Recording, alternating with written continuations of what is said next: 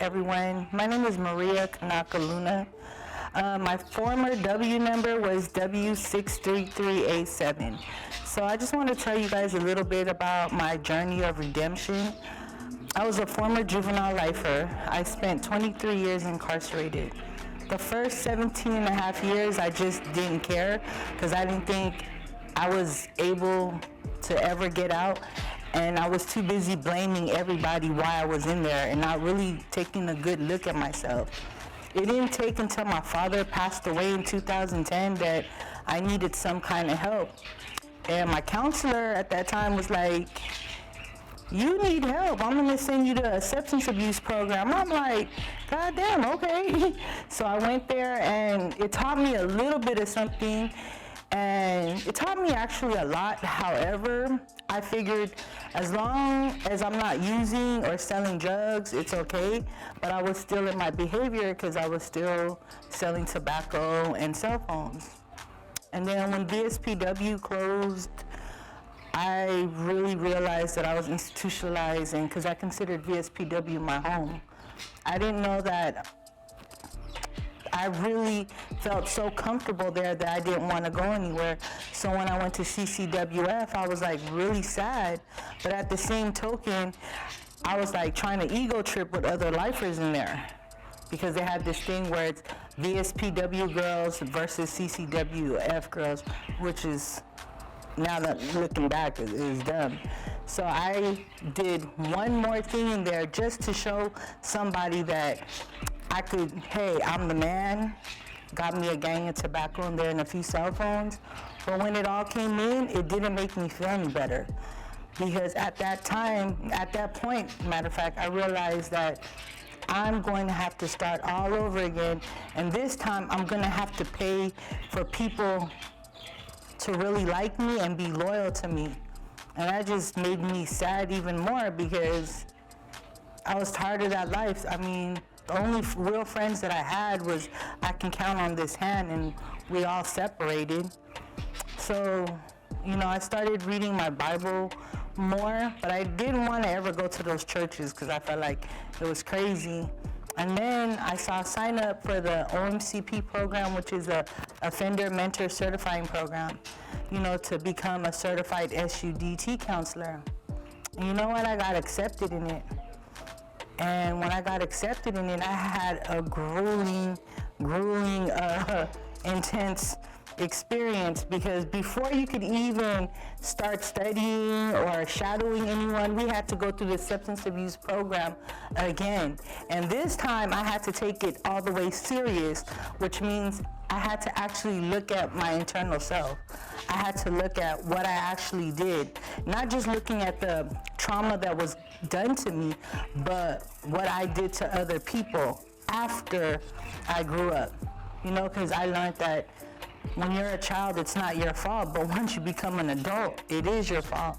So that was the most humbling experience. And then after that, I went to board, and they rolled me over 5 years, and that really sucked, because I really thought, I changed and I was going to get to go home, and I didn't. And that commissioner, she went really hard on me, but I appreciate that because she said, "This is what you need to look at. I need to know, not you just saying what you did, but why did you do it?" So on that journey, as I became a certified mentor, I also had to take additional classes, which meant I had to go to victim impact classes. I had to look at why I actually did what I did. And you know what? That was the most hurtful thing, but humbling experience, to realize I did all that because I had low self-esteem. I did not value myself, so I wasn't able to value other people. That's what led me to not caring, to using drugs, to doing all that horrible things. And I thank God today that I was able to look at that and move on and say my truth. And after that, believe it or not, I didn't do 5 years. After 3 years, I went to board and I got found suitable. So then when I got found suitable, I was so happy. Then when I was released, I was picked up by ICE. That's Immigration Customs Enforcement, and I was at Adelanto for 7 months fighting for my life. It was the most inhumane treatment I've ever experienced. Like, I can't even explain the depths of it. I thought it was worse to be in prison. There was times where I was contemplating suicide because if I would get deported, I'd be dead anyways. So it was hard, but I stayed prayed up and positive, and by the grace of God, Asian Prisoner Support Committee bonded me out, you know? So after I was bonded out, here I am. I was able to be out here and still work and still use my permanent residency card. You know, I went through, I was mandated to do a 6-month program by board, but I ended up volunteering to stay the whole 15 months because I realized I still had to continue to work on myself.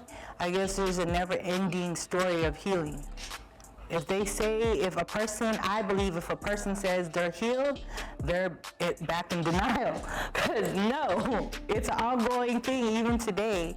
So with that, and then I was able to do sober living too, so I can continue to save money and still continue my healing and grow. And then I still took every opportunity I got from Amity, because I went through ARG, it's Amity funded, where they paid $1,100 on my rent. And transition out here, because as much as I wanted to like be free and go do what I wanted to do, I still had to learn how to use the phone. I didn't even know how to use Google Maps. And then there was a lot of trials and tribulations, because out here it's different, like the freedom is different. In there it was more, you know what you were gonna do. So I had to relinquish the control thing. So through that whole thing, I ended up finding my identity and purpose out here, and I applied to work for Amistad Amity Foundation, and here I am working as a certified SUDT counselor, demonstrator here at Amistad, and still being of service, learning, demonstrating, as well as teaching and being of service, because I said I would always honor everyone that I've hurt indirectly and directly. And I'm happy because I let go of that W number. I'm no longer W63387. I'm Maria Kanaka Luna. Today I can actually say I found my identity and my purpose. I'm a culturally diverse woman of color. I go by Kanaka to honor my father, and which in Hawaiian means humanity, and he used to call me that when I was younger. I just hated it because people called me Kaka. And also because, you know, if you guys want to know, like, I didn't know what identity I was. I went through a lot of trauma as a kid, especially with my culture. So, but anyways, that's a little bit about myself, and you know, it's very important that you guys know that I'm here today. So if I could help other people by sharing my story, because there's other women like me, and I just continue to stay humble and growing and taking any opportunity that comes to me for me to be of service, because I believe that everyone has a purpose here. You just got to figure it out. Thank you. Awesome. You're a natural. That was great. You really think so?